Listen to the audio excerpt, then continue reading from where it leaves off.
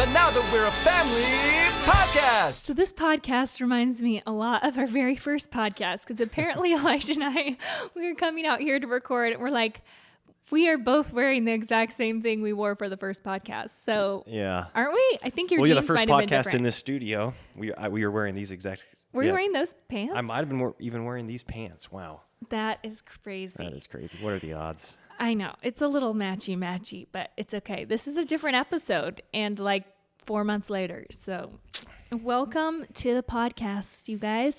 Oh, you know what? I wanted to say something. I wanted to thank all you guys for leaving reviews and ratings. It's been a while since we've thanked you guys, but can I actually just pull up one real quick? Because I was reading through these the other day and they just blessed the socks off of me. And I just want to thank you guys. And when I'm talking about ratings or reviews, that's if you listen on iTunes, you can basically click the 5-star button and let us know that you like the podcast. Or you could actually write, oh, I'm turning on one of our episodes right now. Technology fail. Let me see. Or you could like write words. And I just wanted to read this right now because I thought it was so sweet. This is Emmy. And she said, never one to leave a review. I'm doing so now so that you two are encouraged to keep these going. I'm older than you, but I love how much wisdom you share. Thank you. And please don't stop the podcasts. Wow, that means so much. Seriously, the fact that you made an effort to get on there and write that, and like you said, you're not one to typically do that. I know that meant so much to me. And also, I have to read this one too because this person said, I have not missed a single episode. And I feel so blessed every time I listen. Thank you for sharing your wisdom with us, Katie and Elisha. And I don't feel like we have any wisdom to share. If that is coming across, praise the Lord, because he works in spite of our weaknesses. And I know me at least saying things that I sometimes don't even realize I'm saying. So yeah, well, I think is it Jude that says to him alone who is wise be glory and honor, dominion and power. Is that what it is? There's only one wise, and that is God. To the only wise God, yes. Yeah, be glory, yeah. And so if there is any wisdom, then we can confidently say it's not coming from us, but it's coming from God. And if it's coming through us, then that's in spite of us, and praise be to God. So thank you so much for leaving that rating and review. We actually have this really lofty goal. Can I tell him the goal? Sure. Okay, it's hitting 1,000 reviews and ratings by the end of 2021, which is a huge goal. Right now we're at 781. So we'll keep you guys posted as the weeks go by. But that's our big goal. Let's see, it's September. Is this our last episode? I think we've got one more. No, yeah, this is our last episode in September. So we basically have 3 months. To do that. So either Elisha and I have to go out and create like 300 fake accounts. Yes, there we go. No. That's always a good solution. No. Yeah, that would be a big waste of time. Anyway, so yeah, we're kind of reliant on you guys for that. So if you enjoy the podcast, let us know. And then also, we had a big change this week. Yeah, well, this episode that we're about to jump into is going to be fun because it's a Q&A. We did a Q&A on Instagram a few days ago. And we responded to a couple of the questions on Instagram, but we decided to save some of them for this podcast episode. But a question that I have for Katie, actually, it might be pertaining to what you were about to say. And it wasn't asked us on the Q&A, but I'm curious to hear Katie's thoughts on this. Katie, you changed the name of your Instagram, Now That I'm a Mother, and you changed it to Now That We're a Family, because that's more in line with where we're currently at, what we're doing. How are you feeling about that? It's okay. So at first it was like really hard. It was so hard. I cried about it twice. Yeah. Which is so silly sounding. But after a week just being honest, Now That We're a Family, you answering some questions over there, Elisha, I just feel so right. And it's so fun. I'm so excited about the future. And I think that anytime I think Elisha and I have done this a lot. And I'm so grateful to you, Elisha, for being sensitive to the Lord's leading, where you're willing to pivot when you just feel really strongly that's what the Lord's placed on your heart. And I think that this pivot of the Instagram, even just a name change, but you guys know, I think we're a little bit more open with you here on the podcast than people who just are on Instagram, with some of the emotion and reasons why we've changed it to now that we're a family.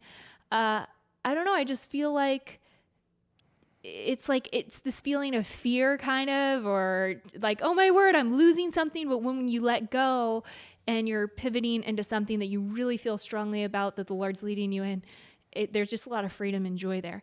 And so I think that's what I'm experiencing now. Like, just like I did when I quit YouTube, just like we have a lot of different times when you've quit jobs, or, the Lord's just continued to lead in these little ways. Yeah. Well, I'm glad that you feel that way, because I feel that way, but I know that I had less personal. Well, I feel like we are invested at the same level. We've both been invested in this decision, and even prior to it changing over to now that we're a family, it was definitely a team effort in that, having that Instagram account. Yeah, Elisha was very, very involved behind the scenes that Instagram account. But I think that you were involved on much more, I don't know, like a personal level, or like on a, like you had so many established, well, still do, I say had, like it's not this way anymore. You had established so many relationships on there, and you had taken so many thoughtful hours to write out captions, to get great photos, and to really kind of like establish who you are and what your heart is, and share that with so many people. And even though it was us working together, it was your voice for a few years, and they were your photos. And so it makes sense that it was a lot more of an emotional transition for you than for me. Yeah, and I think that's a big reason why we changed it. Is I didn't like the feeling of, this is different again for every.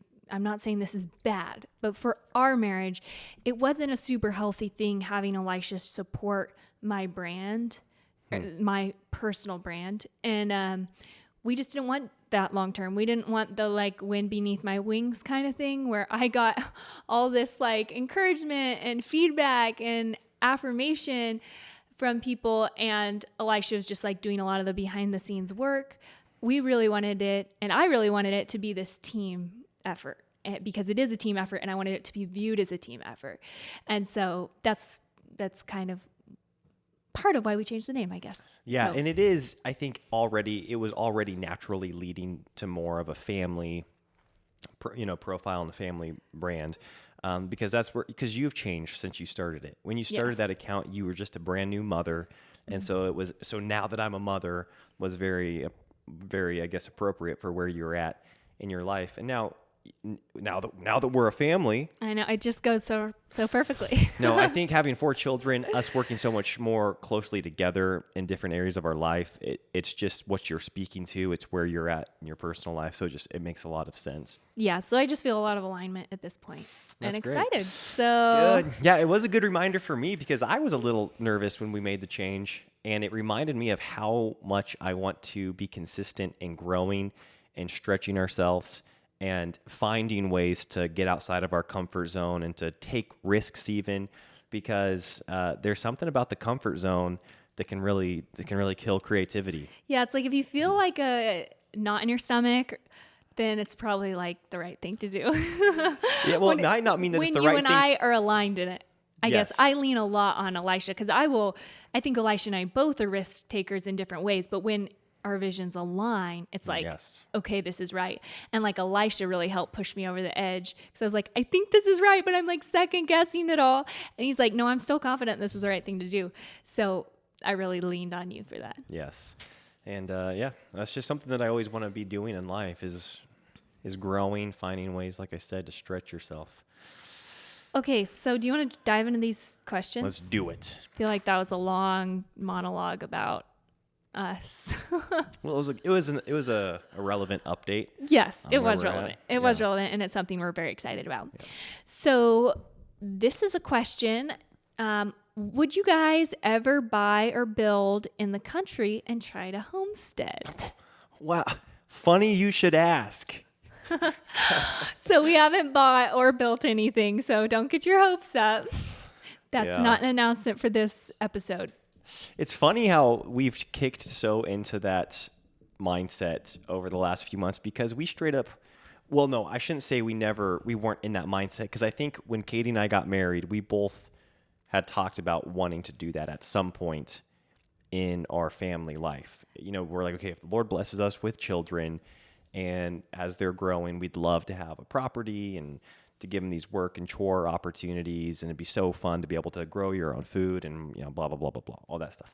But we literally didn't want to do it. Like, we didn't want to start like taking steps to do it until like a couple weeks ago.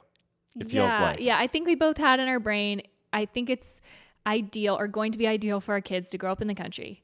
We both did, and we both loved it. And I went from like a 5-acre farm to actually a 50-acre farm where we did a lot of like orchard and cow milking and raising your own beef cows and beef chickens and egg layers, like full hobby farm kind of thing. And my parents did that because my sisters and I really, really wanted to do it. And so that style of homesteading has never gotten all the way out of my system at all. Like it's the dream I have always had for someday, I guess, with my own kids. Yes. But that said, when you're just like hauling a lot of babies around all the time, it's really hard to picture like going out to milk a cow twice a day when you like have 2 kids that can't walk. Right. You know, and so I think we both thought like, okay, when Leon's 7 or 8, Yeah. when Leon's 7 or 8, that's what we've told ourselves ever since we've gotten married. Yeah.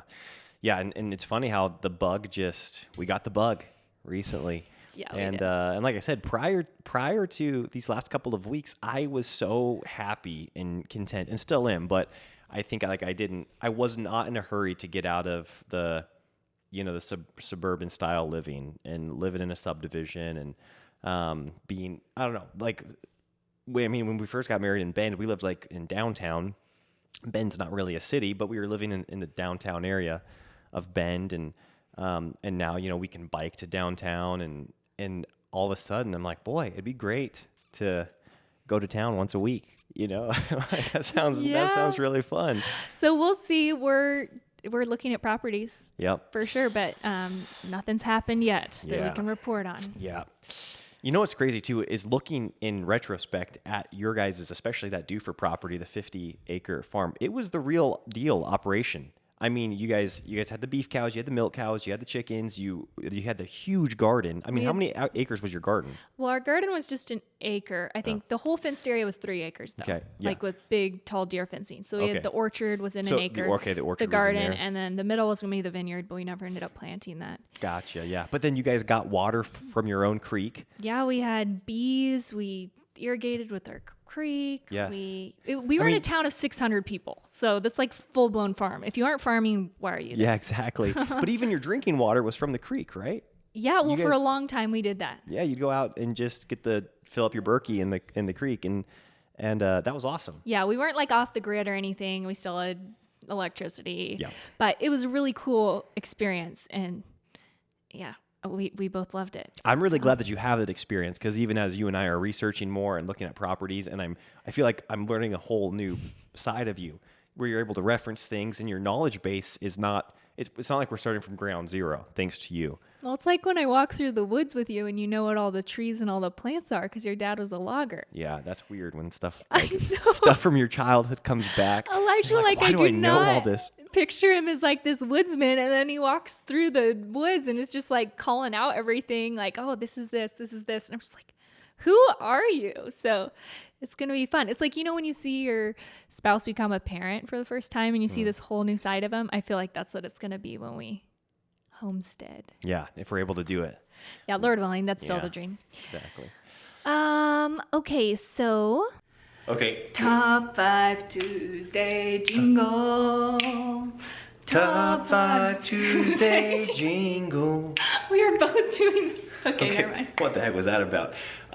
We wanted to get on here. We just got done recording this week's podcast episode, but we wanted to. You're cutting off my whole face. I'm sorry. There we go. I'll back up. I haven't done a selfie camera in a while. Top 5 Tuesday is our weekly email that goes out to the Top 5 Tuesday email list. And if you're not a part of that, then I think you're missing out. You are missing out. Elisha is hilarious. He updates you guys on our life, and he shares the favorite books we've been reading, funny things the kids have been saying. Yeah, like So family many things. activities, new hobbies, stuff like that, big announcements. Yes. So Top 5 Tuesday, we'll link it below in this episode so you can go and you can join the Top 5 Tuesday email list. And every Tuesday, be looking out in your inbox for an email from Elisha and Katie and we'll be filling you in on the top 5 things from our previous week. So head over there and join the Top 5 Tuesday crew. Tuesdays just got better. Wow, Katie's all about the jingles. Dang, we need to practice that or something. Okay, thanks guys. Tips for budgeting and prepping for this impending high inflation and shortage we're supposed to get. Wow, holy smokes. We should have filtered these questions a little bit more. I said, do you want closely. me to ask you any of them? I don't know if we're very I know we're not qualified people to be answering this question. Like, We aren't qualified. yeah, I don't know. We're trying to, I guess, put any money that we do have, if we've got savings, we probably want to get it into something that's not cash. I don't know, property. I know. Or We're just kind of walking through this to like, oh, okay, like how much is just like hearsay, how much is, but we just I think we've just thought diversifying is a good idea. Yeah. So if you have, a few $100s cash, having a few $100s in food would be like a good idea. Mm-hmm. But we don't have any like great budgeting or tips. I just thought I'd ask that question to see Elisha squirm. Yeah. Look at him. His hands are crossed now. Stop it. Yeah. His body language. I'm in a closed position now or whatever. I think our pretty much our only goal is to like put any savings we have into a property. Yeah, it's true. We would like to get a property. So that's our savings goal. But we'll see. Yeah. I just didn't want you to feel alone, I guess, in that question. Like, I think there's a lot of people that are trying to figure that out right now, and we definitely thought through it too.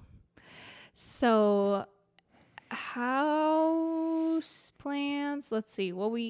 House plans? Do you have any house plans? Plants? House plans. Plans. For like building a house, I guess. Oh, we kind of do. Yeah, it's hard to explain it though. I feel like on a podcast. Well, can I start asking the questions over here? Give me that. Yeah, you are not. I don't think you're Okay, doing... so here's the thing with the house plans. Elisha and I both decided we never wanted to build because anyone we'd watch build would live like in a shop or an RV for like forever. And we did that for 6 months and we're like, this is good. That is good. And then the house always ends up being so much more expensive than you thought. It takes like more years than you thought. And we're like, there are nice houses you could just buy already built. Like, why wouldn't we just do that? So literally until this last year, when we were like, you know what? It'd be actually really cool to build our house. So you never know when these bugs are going to hit you guys, because we did design our house. We have it all laid out. And what's funny is we didn't disagree on anything. Yeah, that was fun. As far as what were priorities and what we were all right excluding from a home. What we didn't want, what we would want to add in, both of us are just like, oh yeah, that. We did it on a car trip. And then we're like, that was great. Yeah. Like, let's build this house. Okay, I'm going to ask a couple questions here. How do you handle seasons of disconnection in marriage? That's good, because that happens. I mean, it happens in our marriage. I'm assuming it happens in most, if not all, marriages. And, I think that the extremity of the extremeness or the extremity. I mean, the level of I like extreme, where you're going. The level of disconnection has varied in extremes over the last 5 years. But I am grateful that Katie and I think remember some like quotes in those times where it's like, hey, if the good times ended, that means these hard times will end too. We'll always say things like, oh, the good times will come again. And that's what's so fun about getting reps underneath your belt, whether that's in disagreements and then working through it, whether it's in having seasons of disconnection and then working through that and finding connection and having that aligned vision once again and just feeling like you know how the other person is doing and they know how you're doing. Once you've done that a handful of times, it gives you that confidence to just stick with it and to ask questions and to pursue the other person. And I would say this last year especially, we've gotten a lot quicker at identifying when we're not connected and addressing it in not a like real dramatic way, not letting it get to this huge blow up and being like, what are you doing? Why'd you say that? Why I feel like you're not even acknowledging where I'm at in my life or, how I feel. And we'll make a point to go on a date. We'll make a point to just spend time together do like some of the basic things, just like open the word together, to pray together. I feel like you and I acknowledge when those seasons are happening now. and we don't freak out. And we're like, oh, okay, well then let's connect then. Let's connect in conversation and, emotionally, relationally. Yeah. What do you think? Yeah, I think what you're saying is true. I think we've got a lot better at keeping short accounts. Yeah. And just addressing it quickly, nipping things in the bud, which is really nice. I also think, like you said, like some of the cliche things like communication are really hard to have when you're both emotionally distant or disconnected or upset when you have a bunch of kids running around. And so for us, getting away for a date night has really helped that, or choosing when to bring up the discussion, because sometimes you're so tired right before you're going to go to bed. We've definitely had bedtime discussions where you put the kids down and just need to talk something through. But I think having that time to be able to go all the way through a conversation is really helpful. Yes. Instead of just getting halfway, never really getting to the root, Right. and then you both have to leave to go do, Elisha's going to work, or I'm going to something, or taking care of the kids. They're demanding attention. Yeah. And all of a sudden, it's just like you have more time to think about what they just said, and Right. you're never getting down to like the heart and the root of the issue. And Yeah. so I think for us, courageous style conversations where you go through from start to finish and just really seek to find the root of the issue have been really helpful. Yeah. Yeah. It's been interesting the last year as I've been working from home far more than I ever have. It'll seem a little bit more confusing to me. Maybe it's not as confusing to you, where we will spend multiple days around each other a lot. Like in the car, maybe road tripping somewhere, but then we're at an event, but we are together, like physically in proximity. I'm working from home. We might even be working on projects together, and we're physically with each other. But then oftentimes that's led to some of the times of us feeling the most disconnected. And I think a big reason is because quality time is your primary love language. Mm-hmm. And I am a little bit more maybe introverted than you, where I enjoy time by myself to kind of recharge. And so in those times where we're around each other a lot, I'll think, boy, I really want to go, recharge. And you're so hungry for quality time. And you're like, oh, we've been together, like we've been around, but I really need to connect with you. I want to hear what your thoughts are on this topic and really talk it all the way through. And I think we've gotten better at finding solutions for those things. Yeah, well, I would say I don't think it's so much you working from home, because you reference this a lot, but you don't actually work from home. You work at coffee shops. Yeah. So it's more, I think, this summer, us traveling so much together, and then maybe us getting burnt out, or like having days maybe where we're prepping for someone to come over. Yeah. I don't know. And we're both working, we're both like, because we've had a lot of guests and then we've been gone a lot, and then your work days are like 3 days in the middle of the week or something like that, and so I think that's been really draining. Yes. On our marriage, and we don't want to spend another summer like we did this summer, but we're gonna have to figure that out. Yes. But it's not something that we did realize is bad for us, is Elisha being home all day and me being home all day. And I think we've pretty much got around that. Yes, I think so. That was something that we enjoyed for that season where I worked like a salary 9 to 5 or 8 to 5 type of job, was that like we could count on that every evening, me coming home from work, and we admit we missed each other, we wanted to connect. And then there was every Friday night felt like this big time celebration. Yeah. And there's less of that type of formal flow to our work week now. Which we appreciate. We actually, there's way more pros than cons to our current schedule, I think. Here in the middle of the afternoon today. Yeah. So there's definitely stuff like that. Yes, that's right. Anyways, okay. I'll ask one more and then I'll give you this one. This is great because Katie and I have been talking a lot about this. How do you have vision for life or goals? She says, I feel so scattered. And yeah, we've gone through this. Yeah, definitely. Because over these last few weeks, I'd say, Katie and I are big time goal people in general. I mean, when we were dating, when we were engaged, we were both reading, self-development books, and we were writing books on how to make goals, and we were sharing, goals and dreams with each other from the beginning of our relationship. And we've continued to do that ever since, I think. And over these last couple of months, as we've gotten more interested in homesteading it's like made us deviate a little bit from like our businesses and maybe some other personal goals that we had. And we felt like our brain was in two different places. Yeah. Where we were like, okay, we've got our business goals and maybe our like, savings and financial goals and like fitness goals and whatever things over here. And then we've got like our off the grid homesteading goal over here. And we were bouncing back and forth between the two. And it was really hard to have this aligned vision and to feel like, even though we both agreed on those things, it's like we were bouncing back and forth at different times. And so you would be excited about one thing while I was excited about the other, and then we'd swap. And just recently, I think Katie and I have both really found a great equilibrium in realizing that, one, I think when you're a Christian and when you seek first the kingdom of heaven and when you acknowledge him in all of your ways, then and like what we've talked about before, you really find your calling in life. You don't look inward for your calling. You don't look inward for what your purpose is here on earth. You look to the Lord and to his word and what he has explicitly called us to as his blood-bought children for your calling. And then you let that then, shape your affection and the desires of your heart. And then from there, you break it down practically. You're like, okay, well, the Lord's called me to this, to, proclaim the glory of him that's called me out of darkness and into his marvelous light, to go out into all the nations and to make disciples. Well, what does that look like? That's what the Lord's called me to. What does that look like in a practical way for me as a husband or as a father, as an entrepreneur? And then you break your goals down from there. I think Katie and I have gotten better at doing that. And that doesn't mean we neglect some things that people might consider, carnal or worldly. It's like, no, finances is a part of that.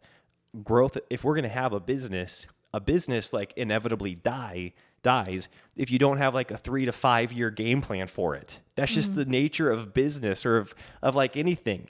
And so we need 3-year goals for our business. We need 5-year goals. We need to break that down into a 90-day action plan for our goals. But getting to that point starts with like looking to the Lord, looking to his word, and then breaking it down from there.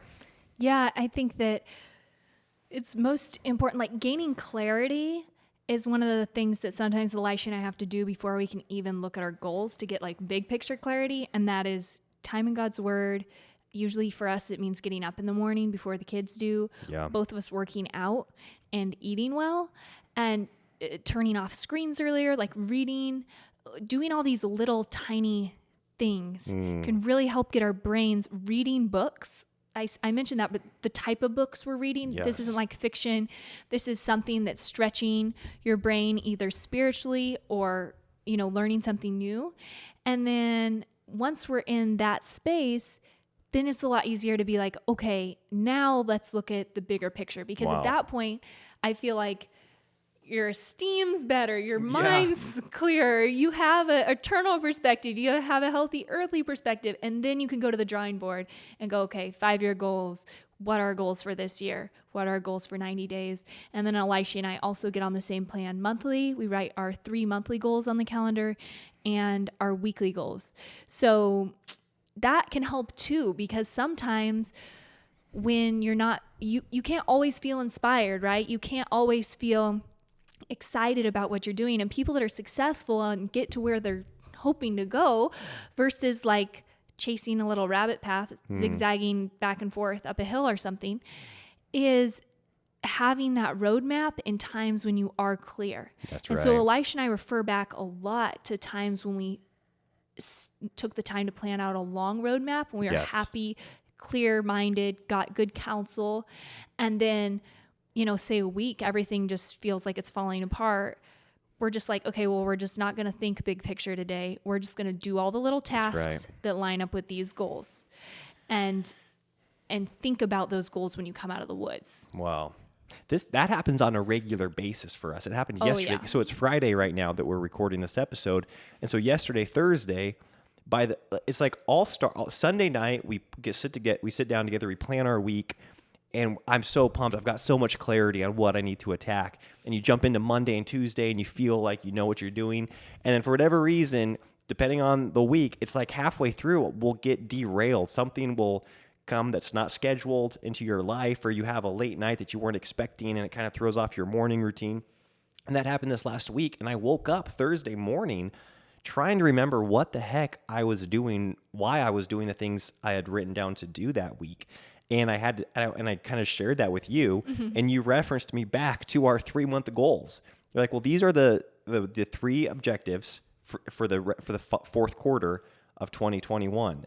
So then we broke these things down. That's why we're doing that on Thursday, here at the end of September. And I was like, oh, that's right.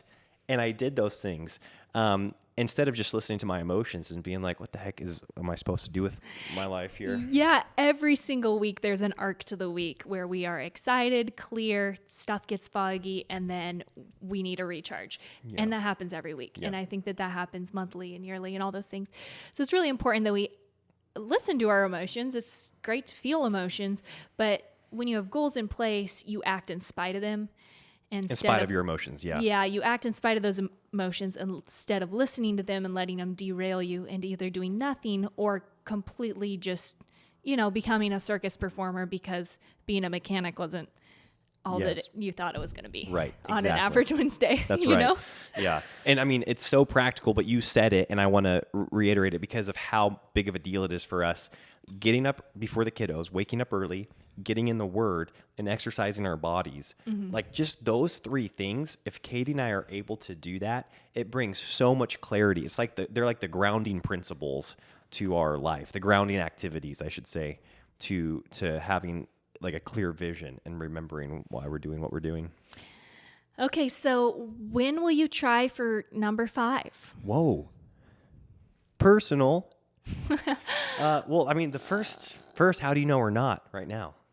That's the first thing I want to ask. No. That's the question. Also, the other question is, why have people been asking this since I've been like 5 weeks postpartum? Lawrence just turned 7 months. So our kids would still be 16 months apart. So I don't know, maybe you do that like back to back 6, 7, 8 times. Women do. That's impressive. Wow. Are you starting to feel I pressure? Don't want to. I feel like you're like getting defensive. I do. I feel pressure because I've gotten asked that like every day for months. And I'm just like, guys, like maybe 4 is it. You never know. Yeah, Leon's 4, Lucy's 3, Lewis is 2, and Lawrence is 7 months. Nice. Yeah. So I think we're really enjoying this time with our kiddos. Yeah. It's been really sweet. Yeah, we would love it if we'd love to have more children, I think, in the future. But for the time being, we definitely feel a ton of peace and freedom and just love it on the 4 that we have and trying to fill their cups. Yeah, it's a very full house and we love it. And we're open to whatever the Lord has, but not trying to rush anything. Mm-mm. Okay, let's see here. How do you avoid being a nagging wife, and what does Elisha do when you are one?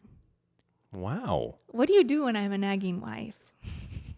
I don't know. I can't remember you being that way ever. Oh, come on. So I don't know. I definitely don't have like a default. I don't have like a MO that I revert to when you're a nagging wife, because if it has occurred, it hasn't recurred regularly enough for me to establish that. Elisha, do you not have anything to share? No, I mean, I think that, it's funny. A better term that might trigger you more is micromanaging. Oh, interesting. Yeah, I think that, I think certain things that I've said, like, I don't think these are good things that we've done. But a couple Here's some unhealthy ways to handle this. A couple times that I remember addressing it is just as I think I was like, I told you seemed more like my mom than my lover at one point when we were back at the town home in Centralia. Oh, yeah. That was actually, did you say that? Yeah. I was like, hey, like you feel more like my mom than my wife or my lover. I don't know what I said. I told you felt like my mom and that you're like babysitting me. Our marriage and is the worst it's ever been in the townhome. Wow, you think so? Oh, do you think so? Probably. I don't know. We've agreed on this off the podcast. At least I thought we did. It was bad. Yeah. So I said that. And then one time, I don't know if this is pertaining to the same like type of thing, is we were like driving, you were morning sick, you were nauseous. And so this was really insensitive I of was me. pregnant with Leon, Yeah, it so was my our first. And so we were we had been married for a few months.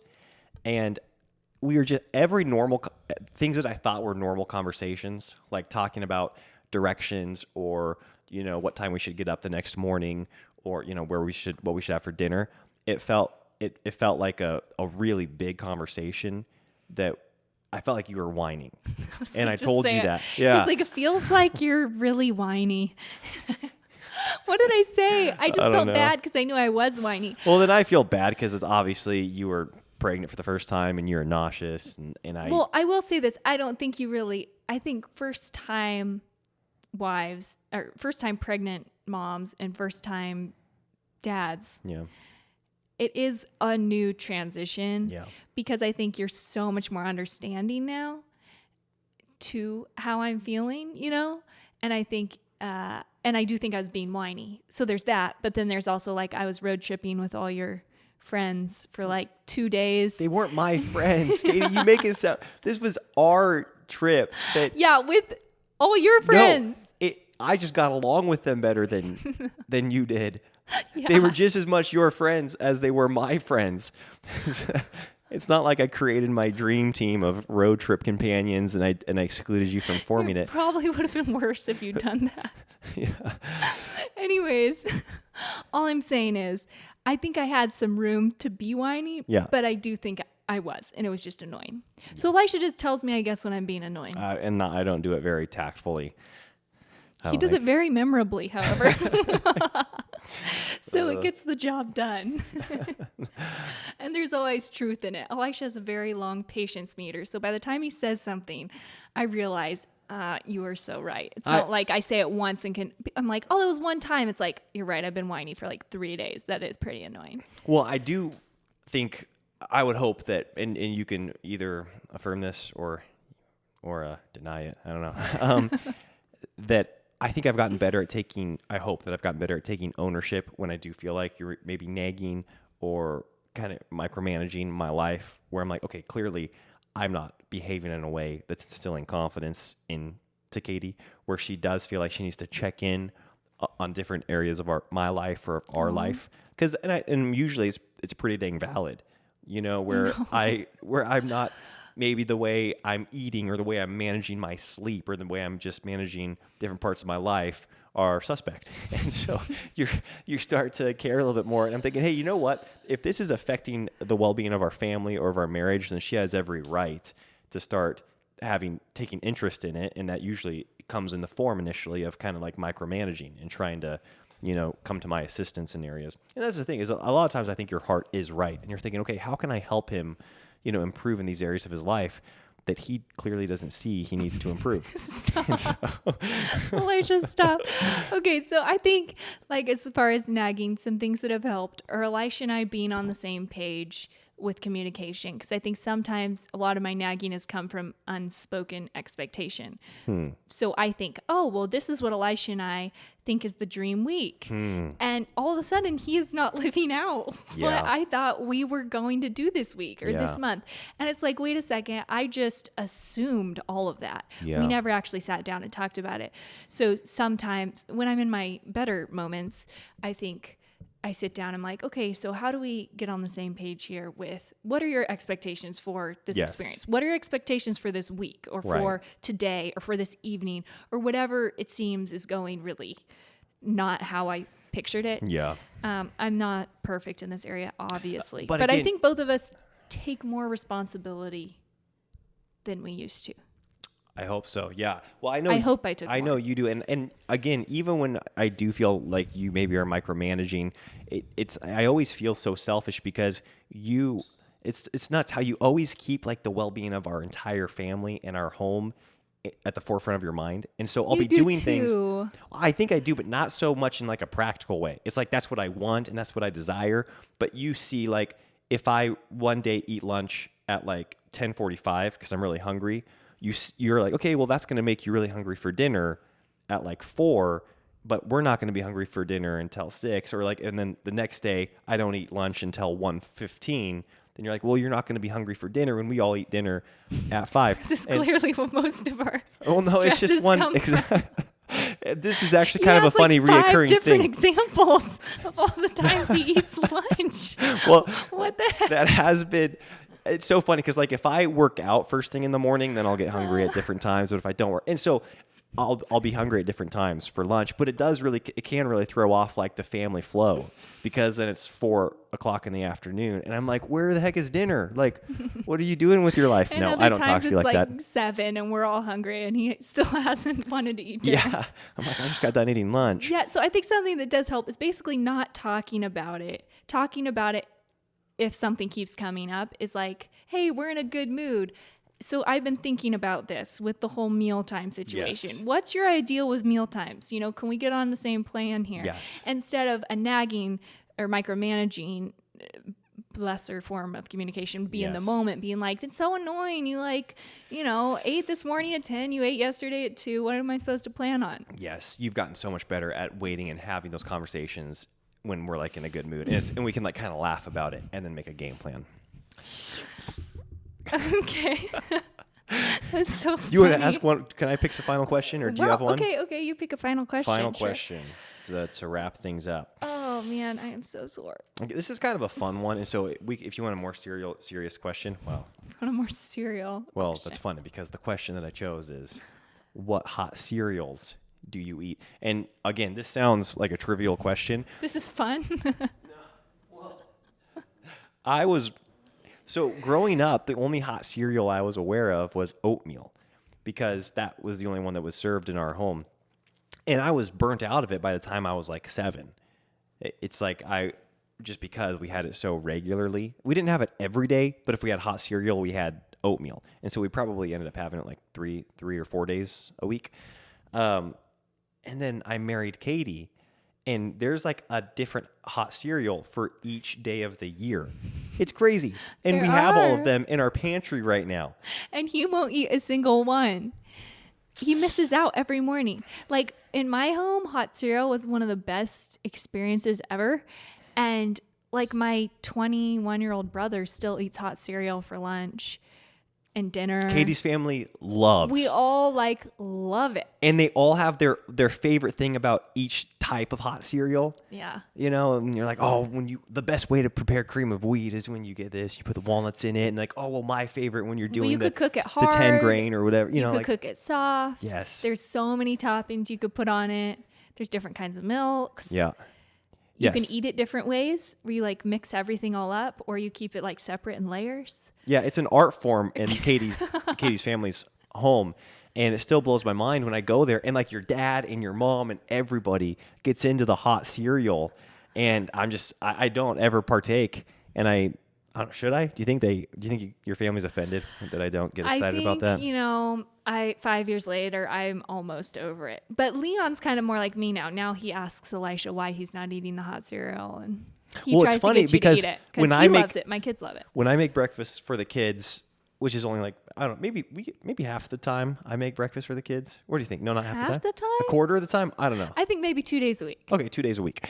Elisha makes good breakfast. I'll just grab one of the hot cereals, and the kids will be like, well, no, we had that yesterday. And they'll be like, no, we want to have this kind. So they've got their preference now on which hot cereal they want. And yeah, it just doesn't make sense to me. There's no moral to this story, but we're glad you guys were here. That was a fun episode, and Elisha and I never read through these questions ahead of time or get on the same page. So I feel like you guys hear us talking through wait, what? That's your answer? Real time. So you're welcome. Guys, thank you so much for listening to this week's episode. We're so excited to talk to you next week. Yes, thank you for being here. All right. Bye-bye. Bye.